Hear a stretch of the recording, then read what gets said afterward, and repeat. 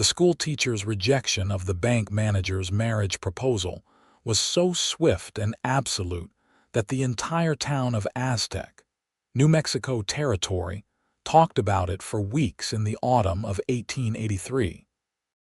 Penelope Carter had arrived in Aztec 6 months earlier with impeccable credentials from a teaching college in Boston, and a determination to educate the children of the frontier with the same rigor they would receive back east.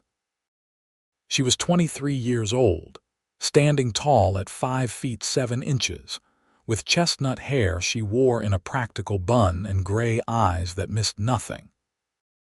The schoolhouse was a simple wooden structure at the edge of town, but she had transformed it into a place of genuine learning, complete with maps on the walls and books she had brought in her own trunks.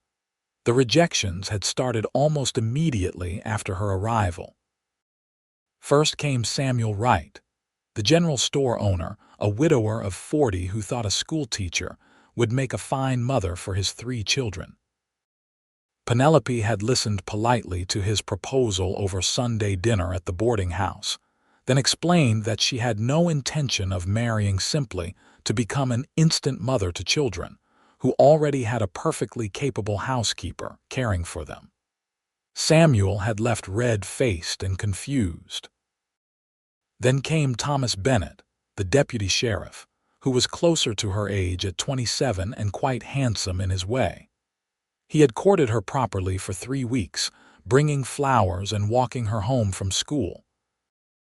When he finally worked up the courage to propose, Penelope had thanked him for his kindness, but explained that she felt no romantic affection for him, and marriage without such feeling seemed dishonest to them both.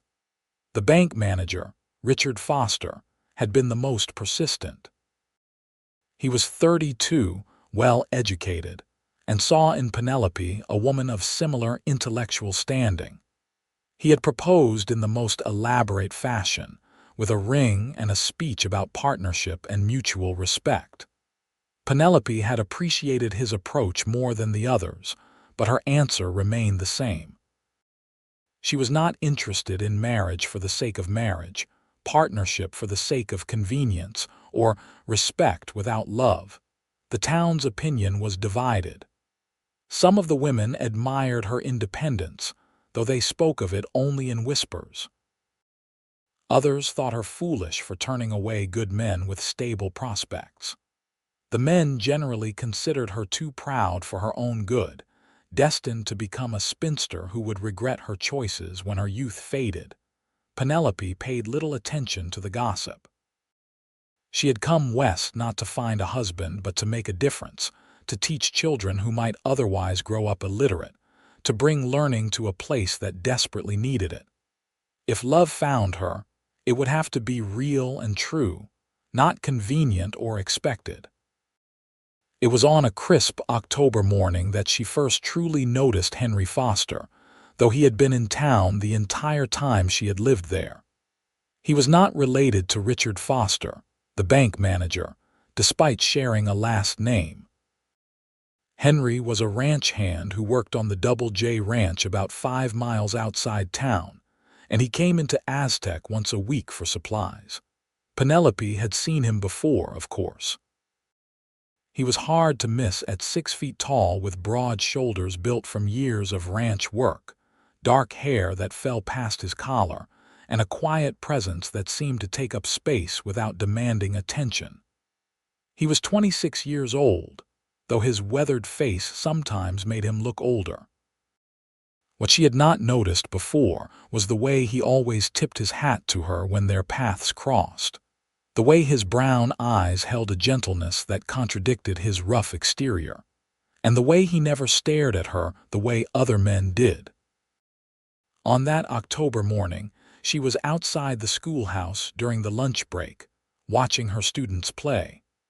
A group of older boys had gotten into an argument that was escalating toward violence.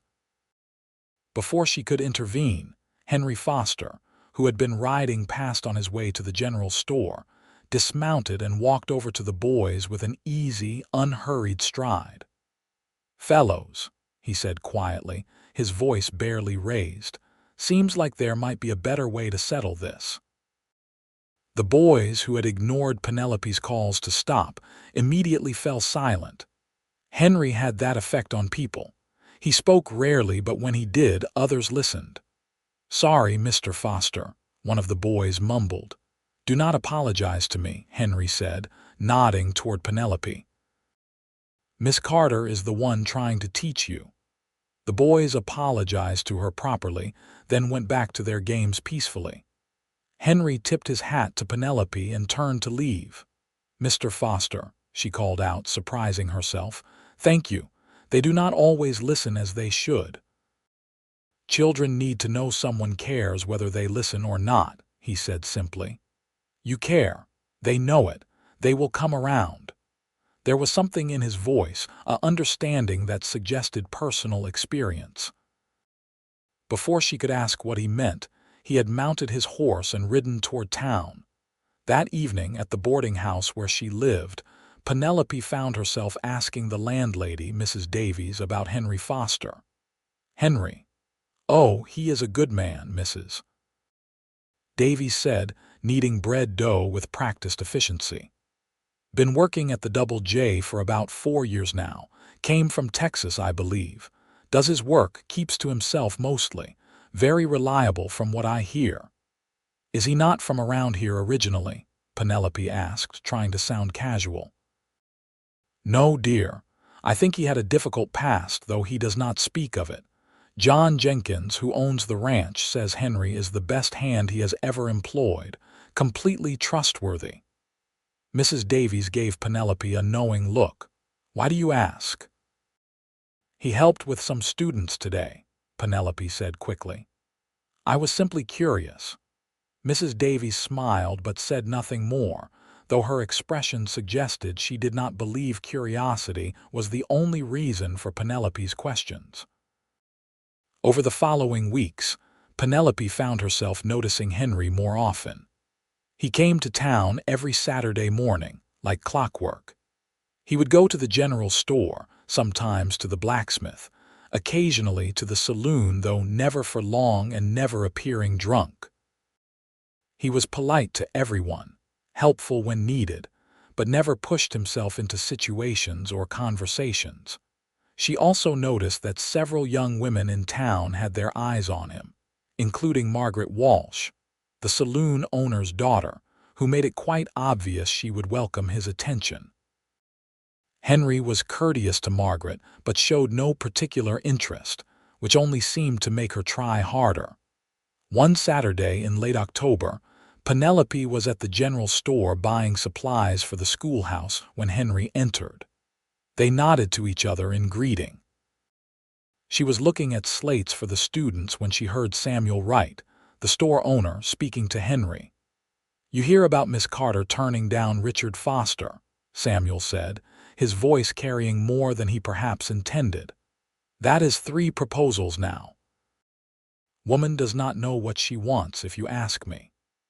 "Good thing nobody asked you," Henry said mildly, but there was an edge to his voice that made Samuel stop talking immediately. Penelope felt her cheeks warm, both from embarrassment at being discussed and from surprise at Henry's defense of her. She finished her shopping quickly and left, but the interaction stayed with her. 2 weeks later, the first snow came early, catching everyone by surprise. Penelope had stayed late at the schoolhouse, preparing lessons for the following week. When she finally locked the door and stepped outside, she found nearly 6 inches of snow on the ground and more falling heavily. The walk back to the boarding house, usually pleasant, now looked treacherous in the fading light. She had made it about halfway when she heard a horse behind her. Henry Foster pulled up alongside her, leading a second horse. "Miss Carter," he said, "this storm is getting worse. Please take my spare horse. I will walk you back to town." "You have a spare horse with you?" she asked, puzzled. He looked slightly uncomfortable. "I saw the storm coming in and thought you might still be at the school. Brought an extra mount, just in case." Something about his admission, The fact that he had thought of her and taken action without expectation of thanks or recognition touched her deeply. "That is very kind, Mr. Foster," she said, "but I can walk. It is not far." "It is far enough in this weather," he said. "Please." She accepted, and he helped her mount the horse with the ease of someone completely comfortable with such tasks. He led both horses by the reins, walking through the deepening snow without complaint. They moved in silence for a few minutes before Penelope spoke. "You went out of your way for me," she said. "Why?" He was quiet for so long she thought he might not answer. Finally, he said, "Because you matter to this town, even if some folks do not appreciate it yet. Those children need you. Seemed wrong to let you struggle in a storm when I could help. You could have just offered to accompany me. Bringing a second horse was considerable effort.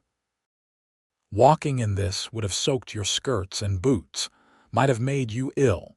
Teaching is hard enough without being sick." His thoughtfulness was unlike anything she had experienced from the men who had courted her. They had offered grand gestures and pretty words, but Henry had simply seen a need and met it without fanfare. "You have children, Mr. Foster?" she asked suddenly. "Earlier, you spoke about children as if you understood them well." His expression darkened slightly. "I was a child once who needed someone to care whether I listened. Nobody did. Learned things the hard way because of it." She wanted to ask more, but his tone indicated the subject was closed. They reached the boarding house and he helped her dismount. "Thank you," she said, meeting his eyes. "Truly." He tipped his hat. "Anytime, Miss Carter."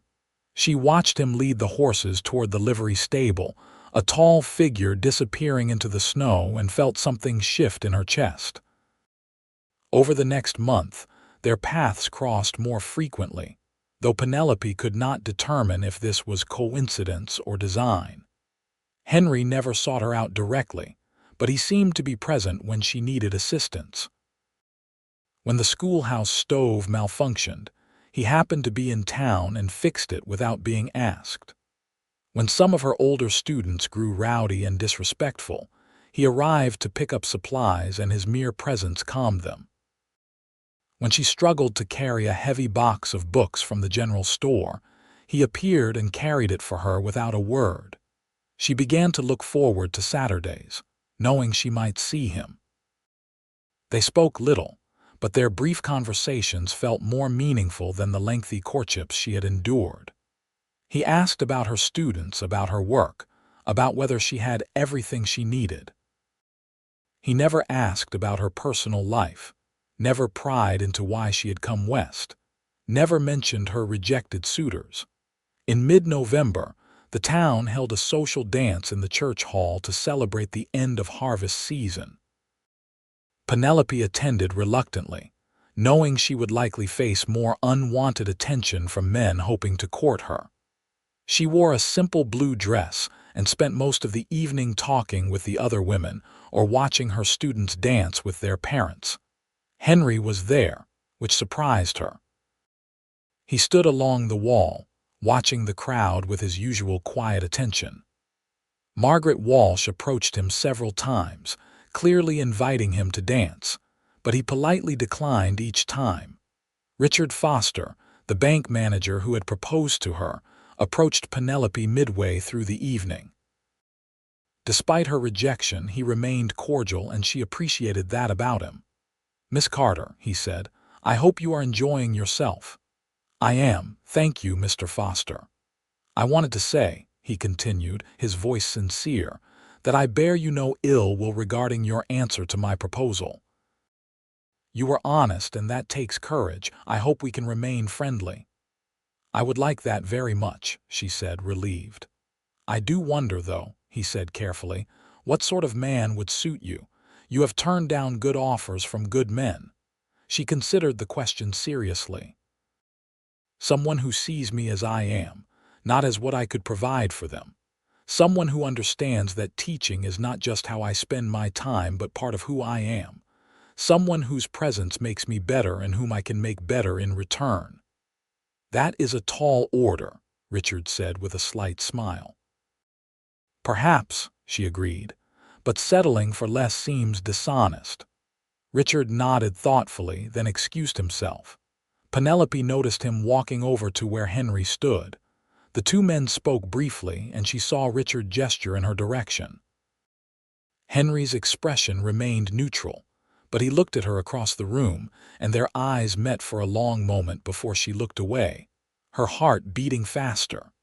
As the evening wound down, Penelope prepared to walk back to the boarding house. The night was clear and cold, with stars brilliant overhead. She had just stepped outside when Henry appeared beside her. "Mind if I walk with you?" he asked. "I would like that," she said. They walked slowly through the quiet streets. Most of the town was still at the dance or already home. The only sounds were their footsteps and the distant music from the church hall. "Richard Foster spoke to me tonight," Henry said after a while. "The bank manager. I saw you talking. He said you were the most honest woman he had ever met. Said you rejected him because you felt no love for him, not because he was lacking in any way." Penelope was not sure where this was leading. "That is true. He is a good man, just not the right man for me." Henry stopped walking and turned to face her. In the moonlight, his features were softer, his eyes searching hers.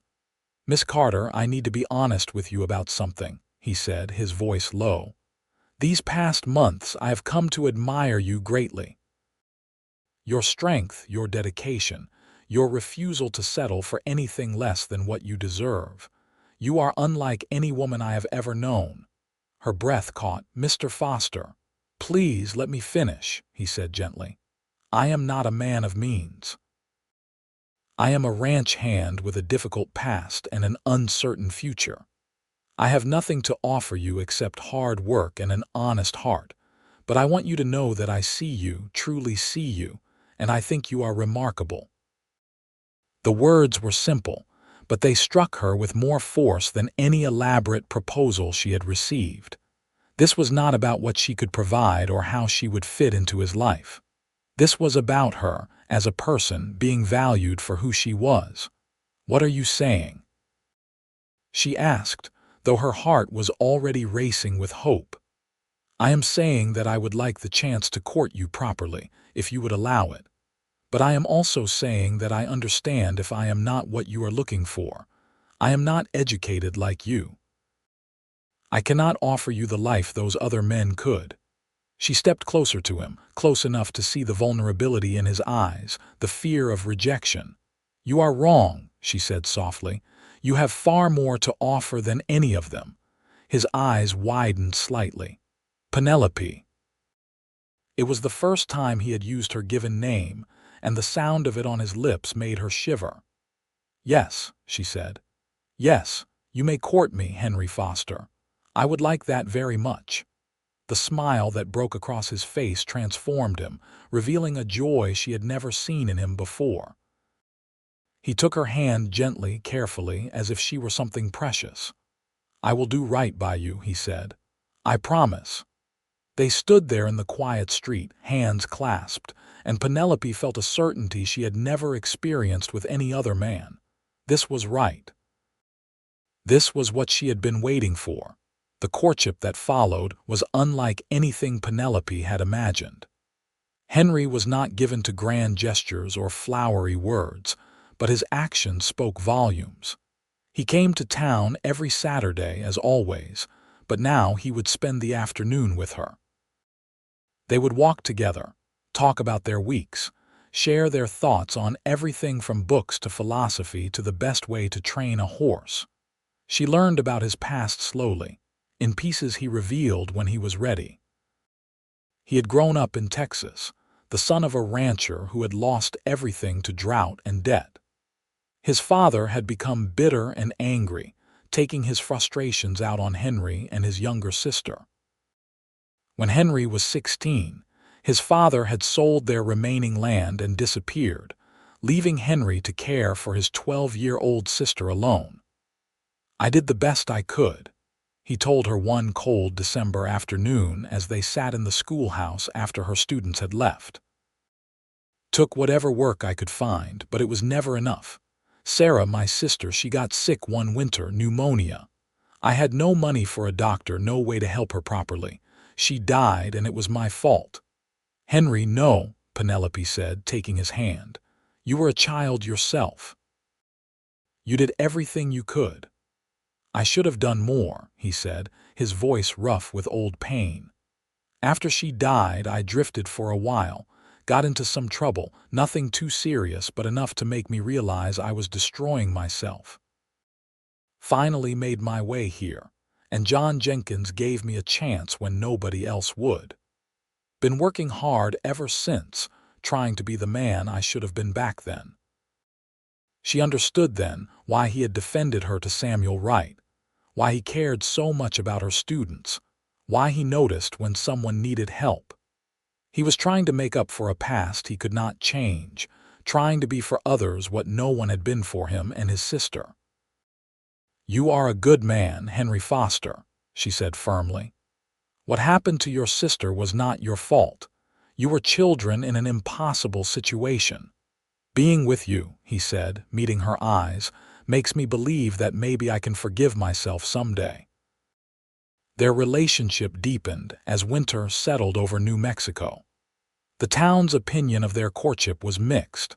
Some people were happy for them, seeing that they brought out the best in each other. Others thought Penelope was foolish to choose a ranch hand over the more prosperous men who had courted her. A few of the ranch hands who worked with Henry ribbed him good-naturedly about courting the schoolteacher, but he took it with quiet grace. Margaret Walsh was less gracious. She had set her sights on Henry and did not appreciate losing to the schoolteacher.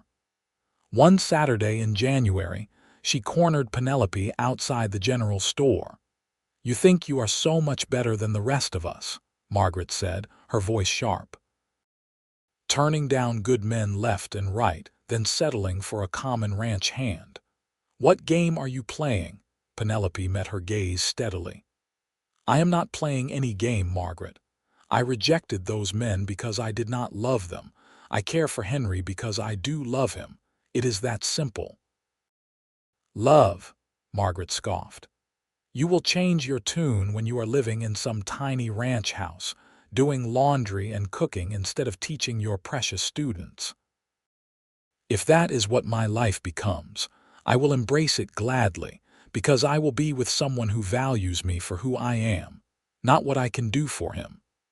Margaret had no response to that and walked away in a huff, but her words planted a seed of worry in Penelope's mind. Would Henry expect her to give up teaching when they married? They had never discussed it directly. She had assumed he understood how important her work was to her, but Margaret's comments made her realize they needed to have that conversation. That evening, Henry came to the boarding house to take her for a walk, as had become their custom. She was quieter than usual, and he noticed immediately. Something is troubling you, he said. It was not a question. Margaret Walsh spoke to me today, Penelope said. She said some things that made me realize we need to discuss our future more specifically. What things? She suggested that if we marry, I would have to give up teaching, that I would be expected to keep house and nothing more. Henry stopped walking and turned to face her, his expression serious. Is that what you think I would ask of you? I do not know, she admitted. We have never talked about it. He took both her hands in his. Penelope, your teaching is part of who you are. I fell in love with all of you, including the dedication you have to those children. I would never ask you to give that up. But how would it work? If we married, where would we live? The Double J is 5 miles from town. I cannot make that journey every day. Then we find a way, he said firmly.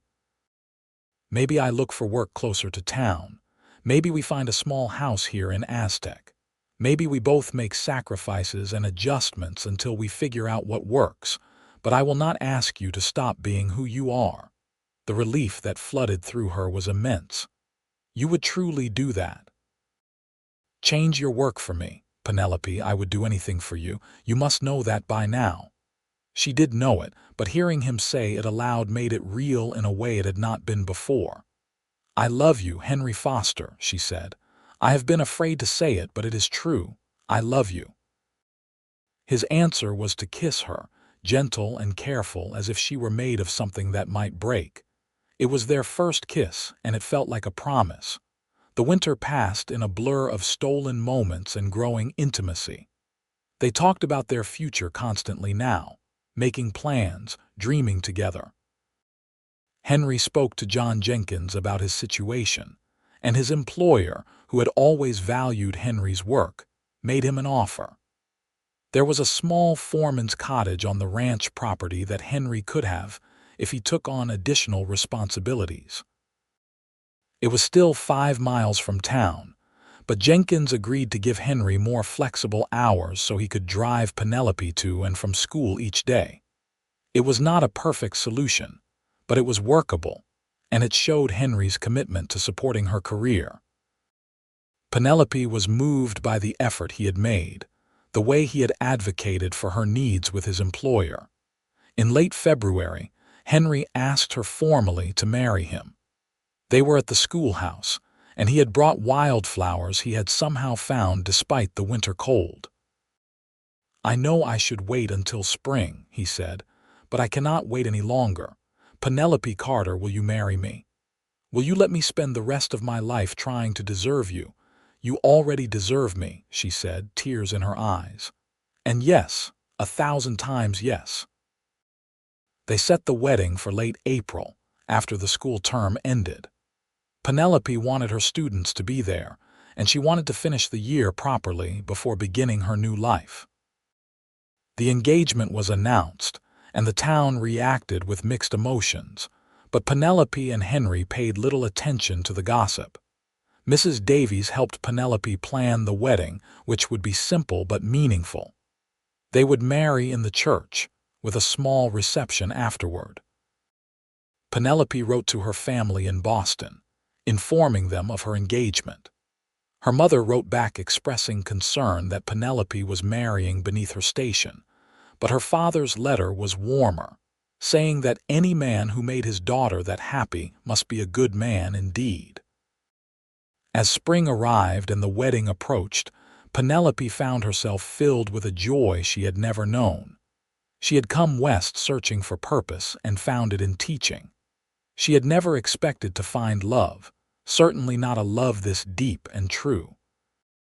Henry brought out parts of her she had not known existed, making her laugh more freely, dream more boldly, feel more deeply.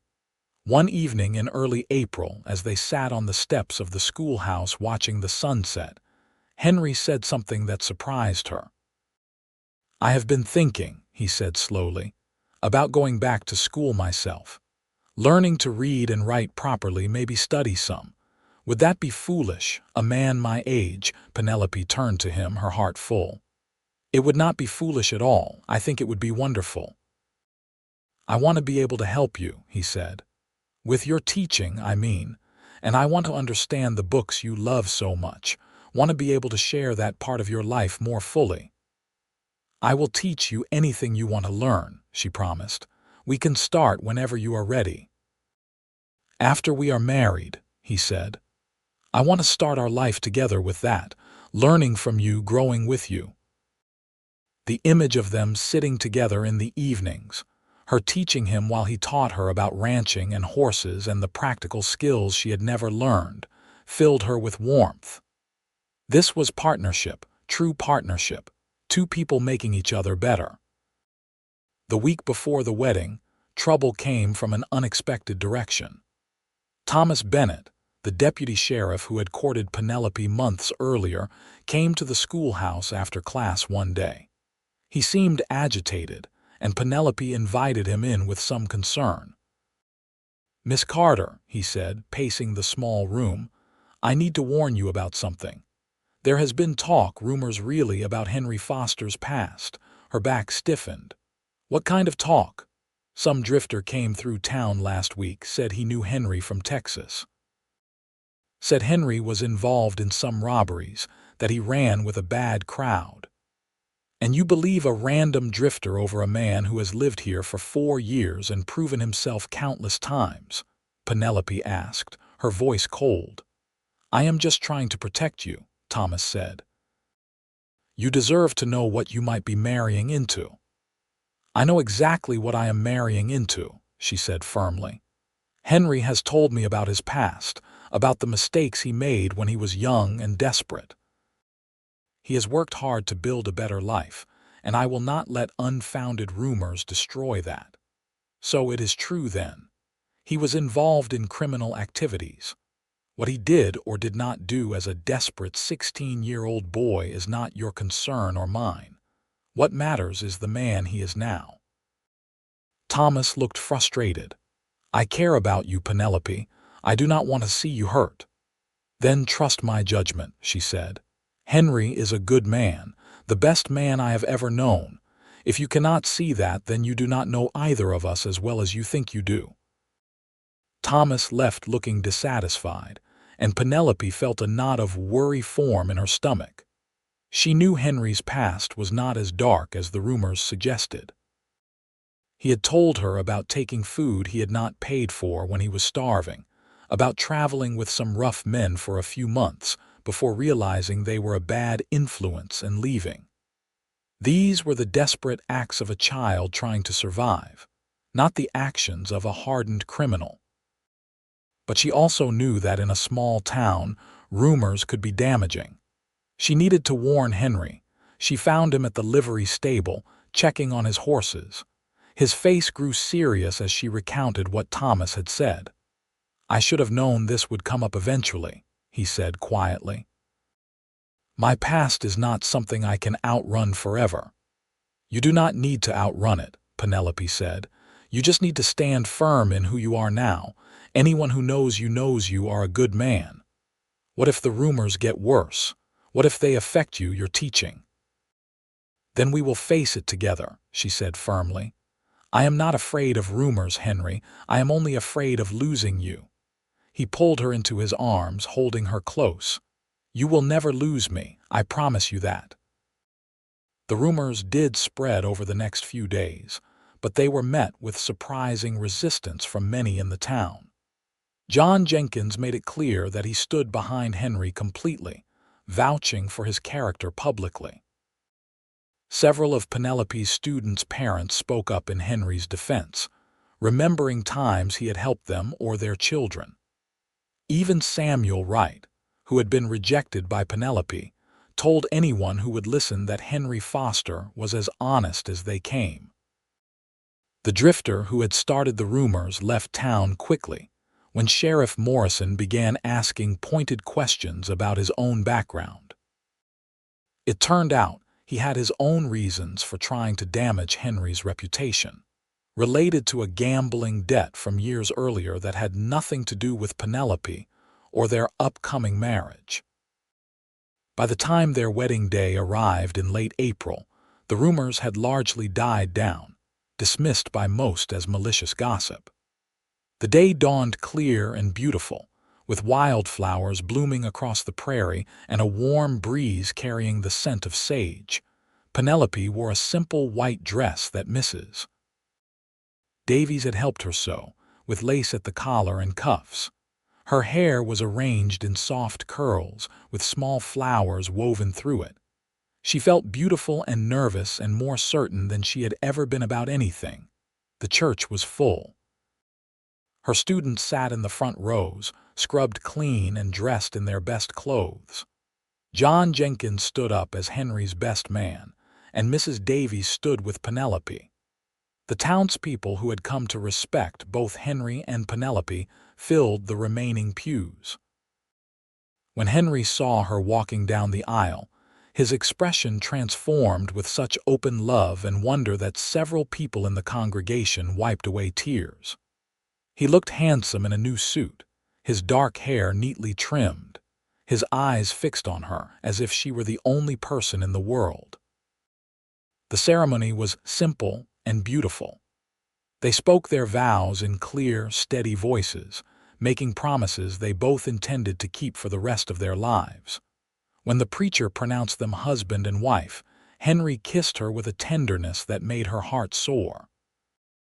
The reception was held outside the church, with tables laden with food that the townspeople had contributed. There was music and dancing, and Penelope danced with her new husband, feeling as if she were floating.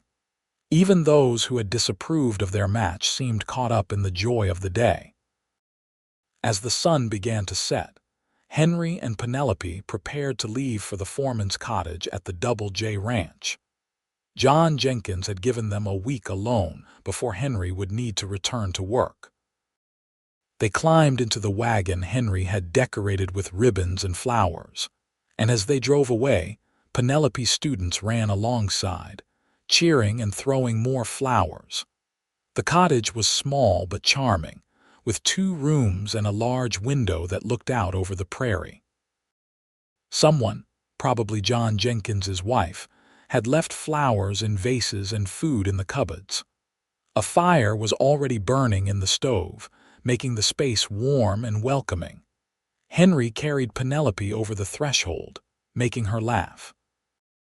He set her down gently and then just stood looking at her, his expression full of awe. "I cannot believe you are really mine," he said softly. "I cannot believe you are mine," she replied. "I never thought I would find this, Henry, never thought I would feel this way about anyone." "We are going to have a good life together," he promised. "I will make sure of it." Their wedding night was tender and passionate, a discovery of each other that left them both breathless and amazed. Afterward, they lay in each other's arms, talking late into the night about their dreams and plans for the future. "I want children," Penelope said. "I never thought I did, but now I cannot imagine not having them with you." "I want that too," Henry said. "Want to give them the childhood I never had. Want to show them what love looks like." "We will," she promised. "Together we will." The week they spent alone at the cottage was magical. They explored the ranch, rode horses together, cooked meals side by side, and talked endlessly. Penelope began teaching Henry to read better, and he proved an eager student. In turn, he taught her about ranching, about reading the weather and understanding animals, skills she had never needed in Boston but that were essential here. When the week ended and real life resumed, they found a rhythm that worked. Henry rose early to begin his work on the ranch, and Penelope prepared for her school day. He would drive her to town each morning, then return to pick her up each afternoon. In the evenings, they would work together, her on lessons and papers, him on ranch accounts and improving his reading. Before bed, they would sit together on the small porch, watching the stars and talking about their day. Life was not always easy. There were struggles and disagreements, times when the long hours tested their patience, moments when the isolation of the ranch felt overwhelming to Penelope, and the demands of her teaching wore on Henry. But they worked through each challenge, learning to communicate, to compromise, to support each other. 6 months after their wedding, Penelope discovered she was pregnant. The news filled them both with joy and terror in equal measure. Henry was especially nervous, remembering his failure to protect his sister. "I will not let anything happen to you," he said fiercely when she told him. "I swear it, Penelope." "Nothing will happen to me," she assured him. "I am healthy and strong, and we will have a doctor." This is not like what happened with Sarah. This is completely different. As her pregnancy progressed, Henry became almost overprotective, worrying about her continuing to teach, about the long drives to town, about every little thing. She had to firmly remind him that she was pregnant, not fragile, and that she intended to teach as long as she could. The school board had different ideas, however. When her condition became obvious, they suggested she take a leave of absence. It was not proper, they said, for a woman in her condition to be teaching young children. Penelope fought against this, arguing that pregnancy was natural and nothing to hide, but she was overruled. She was frustrated and angry, feeling that she was being punished for starting a family. Henry, seeing her distress, made a suggestion that surprised her. "What if you taught from home?" he said. "We could set up a small school here at the ranch. Not all your students, maybe, but some of the children from the outlying ranches who have trouble getting to town anyway. You would still be teaching, just differently." The idea intrigued her. There were indeed several families on distant ranches whose children rarely attended school because of the distance. If she could offer them education closer to home, she would be serving a real need. Over the next few weeks, she made inquiries and found 4 families interested in sending their children to her for lessons. John Jenkins offered the use of a larger cabin on the ranch property that was currently unused. Penelope spent her last weeks before the baby arrived setting up this new school, filled with renewed purpose. Their son was born on a cold January morning in 1885, after a long but uncomplicated labor. Henry was beside himself with worry during the birth, but when he finally held his son, tears streaming down his face, Penelope saw a healing happen. He was getting the chance to be the father and protector he had not been able to be for his sister, and it meant everything to him. They named the boy Samuel Henry Foster, Samuel after Henry's father despite everything, because Henry wanted to reclaim that name and make it mean something good. The baby had his father's dark hair and his mother's gray eyes, and from the beginning, he was a calm, observant child. Penelope returned to teaching at her ranch school when Samuel was 3 months old, bringing him with her. The students loved having a baby in the classroom, and the older girls would help care for him during lessons. It was unconventional, but it worked for them. As Samuel grew into a toddler, Penelope discovered she was pregnant again. This time, the anxiety was less, replaced by excited anticipation. Their daughter was born in the spring of 1887, and they named her Sarah, for Henry's lost sister. She had her mother's determination and her father's quiet strength, apparent even as an infant. Life settled into a pattern that felt right. The ranch school thrived, with more families requesting spots for their children. John Jenkins's wife, Martha, became a close friend to Penelope, and their children played together. Henry took on more responsibilities at the ranch and was eventually made foreman officially, with a better salary and more authority. On their 5th wedding anniversary, they sat on the porch of their cottage, watching Samuel chase fireflies while baby Sarah slept in Penelope's arms. The sunset painted the sky in brilliant oranges and pinks, and the air was warm with the promise of summer. "You ever regret it?" Henry asked quietly. "Choosing this life instead of what you could have had with one of those other men?" Penelope looked at him in surprise. "Not for a single moment. Do you really not know that by now? Sometimes I wonder if I asked too much of you. You could have stayed in town, kept your position at the big school, married someone with more money and status." She shifted Sarah to one arm and took Henry's hand with her free hand. "Henry Foster, you gave me everything I was looking for without knowing I was looking for it. You gave me love that respects who I am. You gave me children I adore. You gave me a partnership where I am valued. Those other men offered me nothing but convention and expectation. You offered me yourself, honestly and completely. That is worth more than all the money and status in the world." "I love you," he said, his voice thick with emotion. "More than I can ever properly say." "Then do not say it," she replied, smiling. "Show me every day the way you have been doing since the moment we met. That is more than enough." They sat together as the stars emerged, comfortable in their silence, secure in their love. Samuel came running back, full of excitement about the fireflies he had caught and released. Henry scooped him up, and the boys' laughter rang out across the prairie. 2 more children came in the following years. Another son, Daniel, born in 1889, who had his mother's love of learning and spent hours poring over any book he could find. And finally, another daughter, Elizabeth, born in 1891, who was all fire and spirit from the day she entered the world. The ranch school grew into an institution, with Penelope hiring a young teacher to help her manage the increasing number of students. Henry's reading had improved to the point where he could help the older students with their lessons, and he discovered a talent for teaching mathematics and practical skills. As their children grew, Penelope and Henry made sure they understood the value of education, hard work, and kindness. They told them stories about Henry's sister Sarah and about Penelope's journey from Boston to New Mexico.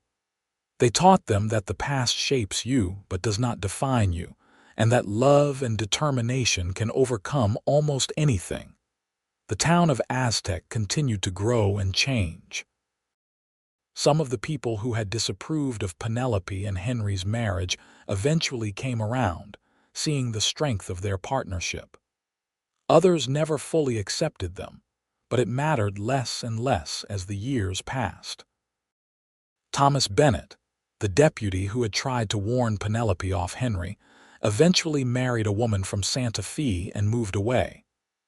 Richard Foster, the bank manager, became a good friend to both of them, often joining them for Sunday dinners with his own wife and children. Margaret Walsh married a traveling salesman and left town, and her departure was not mourned by many. On their 10th wedding anniversary in 1895, the ranch school held a special celebration in honor of Penelope and Henry. Her former students from the town school, now young adults, came to pay tribute to the teacher who had changed their lives. They spoke about how her refusal to settle for less than true love had inspired them, how her dedication to education had opened doors for them, how the partnership she and Henry modeled had shown them what marriage could be at its best. Standing before the crowd with Henry's arm around her waist and their 4 children gathered close, Penelope felt overwhelmed with gratitude. She thought back to that young woman who had arrived in Aztec 12 years earlier, so certain she knew what she wanted and needed. That woman had been right to reject proposals that did not move her heart, but she had not known then what she was really waiting for. She had been waiting for a quiet cowboy who saw her truly, who valued her completely, who was willing to wait as long as it took for her to see him the same way. She had been waiting for Henry. That night, after the children were asleep and they sat together on the porch as they had done countless times before, Henry said, "You know, I never actually told you the whole truth about why I started coming to town every Saturday." "What do you mean?" she asked, curious. "The ranch only needed supplies every 2 weeks, maybe once a month, but I started coming every week about a month after you arrived in town." "Why?" he smiled a bit sheepishly. "Because I wanted to see you. Even before I thought I had any chance with you, even when you were rejecting all those proposals, I wanted to be near you, so I found excuses to come to town." She laughed, delighted. "You were courting me before you even admitted it to yourself." "I suppose I was," he agreed. "I just kept telling myself I was being helpful, being neighborly. Took me months to admit I was completely in love with you. And that day you brought the extra horse in the snow. I had been watching the weather all day, worried about you being stuck at the school. Nearly drove John Jenkins mad with my distraction. Finally, he told me to just go get you before I wore a hole in the barn floor with my pacing." "I thought you just happened by," she said, touched by this revelation. "I never just happened by," he said softly. "Every time I was there when you needed something, it was because I was watching for opportunities to help you, to be near you. I loved you long before I told you so." "I think I loved you before I realized it too," she admitted. "I just did not know what I was feeling at first." I had rejected so many men that I did not recognize when the right one finally appeared. But you did recognize it eventually, he said. That is what matters. They sat in comfortable silence, reflecting on the journey that had brought them to this moment. The prairie stretched out before them, vast and beautiful under the starlight. From inside the house came the soft sounds of their children sleeping, the peaceful rhythm of their breathing. "Tell me," Penelope said after a while, "if you could go back and change anything, what would it be?" Henry considered the question seriously. "I would save Sarah if I could, but I know that is not possible. So honestly, I would not change anything. Every hard thing that happened, every mistake I made, every difficult moment led me to you. If changing the past meant never meeting you, never having this life, I would choose this path every time. Even knowing how hard parts of it were, especially knowing that," he said. "The hard parts taught me to appreciate the good, made me the man you could love." She leaned against him, feeling the solid strength of him, the steady beat of his heart. "You know what I would change? I would make myself see you sooner. I wasted months not noticing what an extraordinary man you were. You saw me exactly when you were supposed to," he said. "You had to reject those others first, had to know your own mind completely.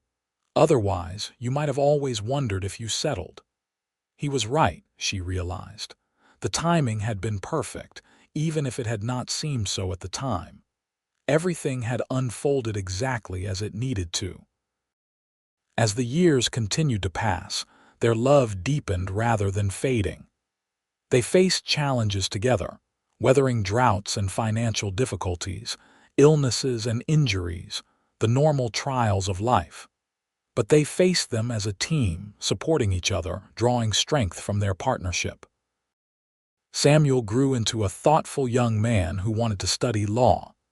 Daniel became fascinated with ranching and worked alongside his father with natural aptitude. Sarah showed her mother's passion for teaching and began helping at the ranch school as soon as she was old enough. Elizabeth, true to her spirited nature, declared she wanted to be a doctor, a radical ambition for a girl, but one her parents encouraged wholeheartedly. The school board in town eventually asked Penelope to return as headmistress of the main school when the current one retired. It was a prestigious position and a recognition of her contributions to education in the area. She considered it carefully but ultimately decided to stay with her ranch school, where she felt she was making the most difference for children who might otherwise have no education at all. Henry's work at the Double J Ranch became legendary in the area.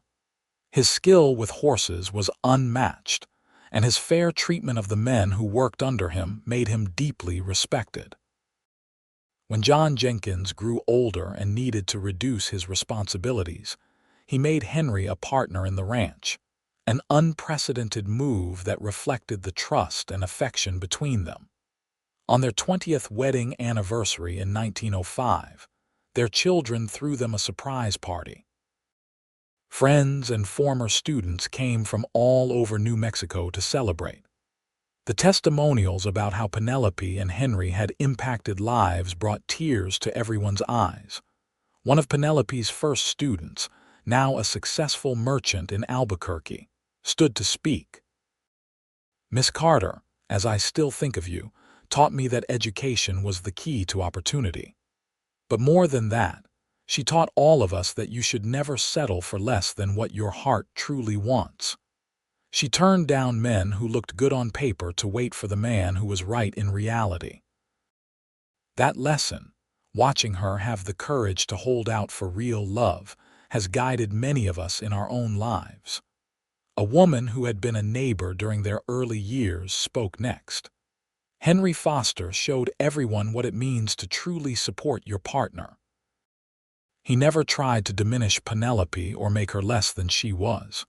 Instead, he found ways to help her be more. That is what real love looks like, and their example has blessed this whole community." As the party continued, Penelope and Henry stole a moment alone outside under the stars, much as they had done countless times over the years. 20 years, Penelope marveled. Sometimes it feels like yesterday, and sometimes it feels like we have been together forever. Both are true, Henry said, pulling her close. Every day with you feels new, but I also cannot imagine a time when you were not part of me. Do you remember what you said to me that night when you first spoke of courting me? She asked.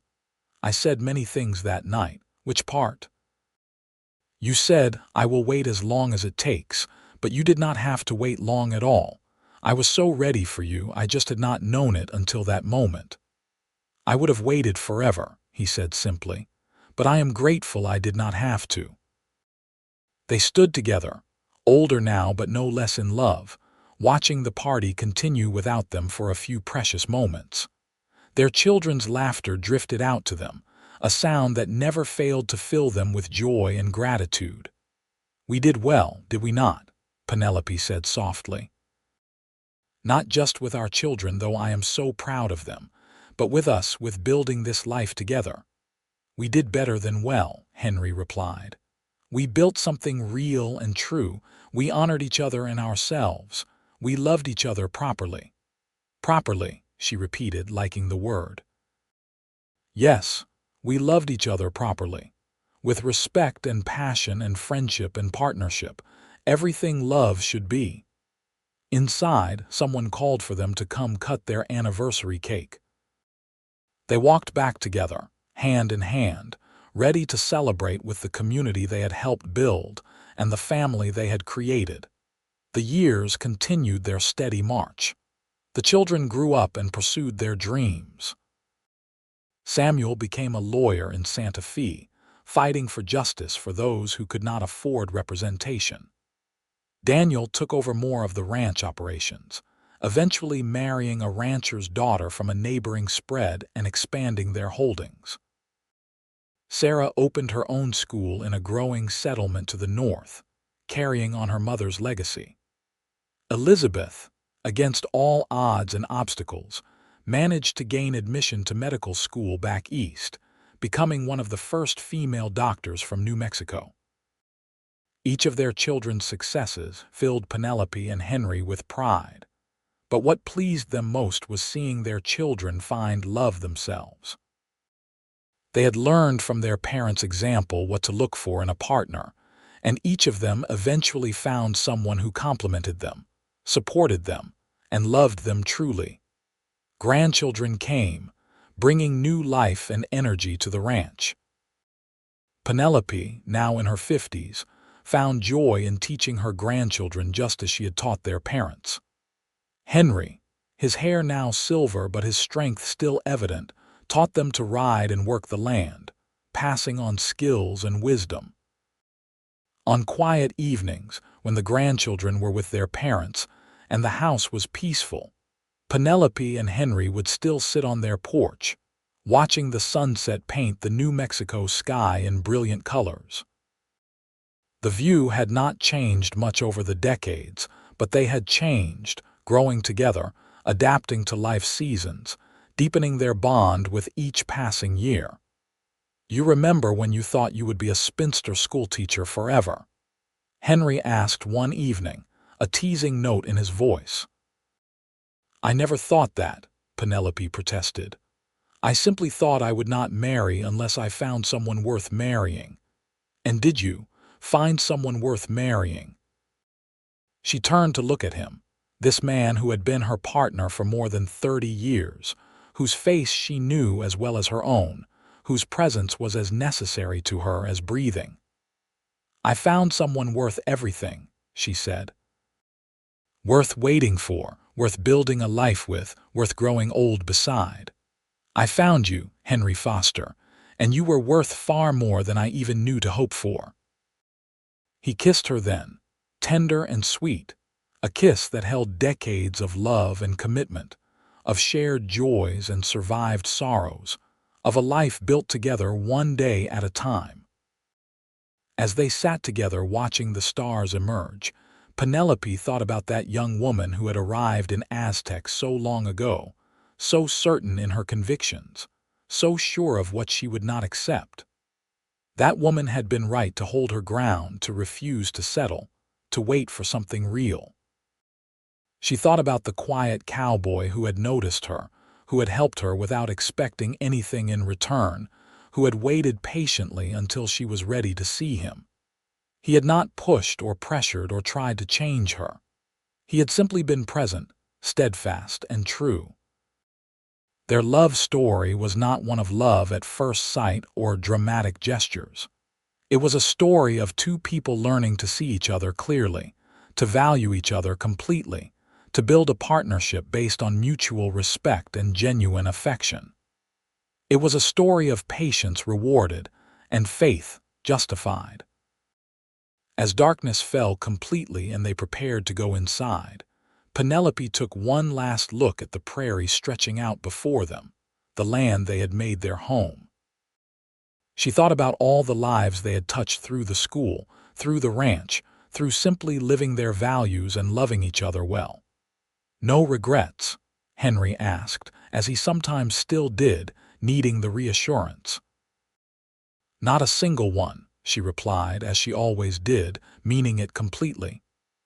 "You, Henry Foster, were worth waiting for, worth everything, and I would do it all again exactly the same way." They went inside together, closing the door on another day of their shared life, ready for whatever the next day would bring, secure in the knowledge that they would face it together as they had faced everything for more than 3 decades. Their story became legend in Aztec and the surrounding territories. People spoke of the schoolteacher who rejected every suitor until a quiet cowboy said he would wait as long as it took, and how their love had transformed not just their own lives but the entire community. Young women were encouraged to hold out for real love rather than convenient marriage. Young men were taught that patience and genuine respect would win a good woman's heart far more surely than grand gestures or pressure. The ranch school that Penelope had started continued long after she retired from active teaching, becoming an institution that educated generations of ranch children. The Double J Ranch prospered under the partnership between John Jenkins's family and Henry Foster's, eventually being inherited by Daniel and his children. In their 70s, Penelope and Henry finally slowed down, spending more time resting, reminiscing, enjoying their grandchildren and great-grandchildren. Their love had not dimmed with age but had instead transformed into something even more precious, a companionship so deep and complete that they often did not need words to communicate. When Penelope fell ill in the winter of 1919, at the age of 79, Henry never left her side. Their children gathered, bringing grandchildren and great-grandchildren to say goodbye to the remarkable woman who had shaped so many lives. "I am not afraid," Penelope told Henry on one of her last nights. "I have lived a full life, loved deeply, made a difference. I have no regrets." "I am afraid," Henry admitted, tears streaming down his weathered face. "I do not know how to be in this world without you." "You will manage," she said softly, reaching up to touch his face. "You are the strongest man I have ever known, and I will not be far. Love like ours does not end." "I should have said it more," he said. "Should have told you every day how much you meant to me." "You showed me every day," she replied. "That was always more than enough. You were always more than enough." She passed peacefully in her sleep that night, with Henry holding her hand, surrounded by the family they had built together. The funeral was attended by hundreds of people whose lives had been touched by her teaching, her example, her kindness. Henry lived for 2 more years, cared for by his devoted children, still active and engaged but with a part of him clearly missing. He spent his days helping with the great-grandchildren, maintaining the school Penelope had started, and sitting on the porch where they had spent so many evenings together. On a spring evening in 1921, with the sunset painting the sky the same brilliant colors it had throughout his life, Henry Foster died peacefully in his sleep. His children found him the next morning, a slight smile on his face, as if he had seen something wonderful. They buried him next to Penelope on a hill overlooking the ranch and the prairie beyond. The headstones were simple but meaningful. Penelope Carter Foster, 1860–1919, teacher. Mother. Beloved wife, she changed lives. Henry Foster, 1857–1921, rancher. Father. Devoted husband, he waited. And it was worth it. Their story lived on in the memories of those who had known them, in the children and grandchildren who carried their values forward, in the institutions they had built and the community they had served. Young couples would visit their graves, seeking inspiration for their own relationships, hoping to find even a fraction of the love that Penelope and Henry had shared. The ranch school eventually became a public school, then a historical landmark, preserved as a testament to one woman's dedication to education and one man's unwavering support of her calling. The ranch itself remained in the Foster family, passed down through generations who honored the partnership that had founded it. In Aztec, New Mexico, elderly residents would tell stories about the schoolteacher and the cowboy, about how she had the courage to wait for real love, and how he had the patience to let her find it in her own time. They spoke of a love that had strengthened rather than faded over decades, a partnership that had blessed an entire community, a relationship that proved true love was worth waiting for. And on quiet evenings, when the wind blew across the prairie and the sunset painted the sky, some swore they could still see two figures sitting together on an old porch, hand in hand, watching the stars emerge as they had done for more than 30 years. A reminder that love, when it is real and true and built on respect and genuine affection, does not end. It echoes through time, inspiring others, changing lives, proving that waiting for the right person, for real love, is always worth it. The legacy of Penelope and Henry Foster was not just in the children they raised or the institutions they built, but in the example they set. They showed that marriage could be a true partnership, that love could deepen rather than fade, that patience and respect were the foundations of lasting happiness. They proved that a woman did not have to settle for less than she deserved, and a man who truly loved her would support rather than diminish her dreams.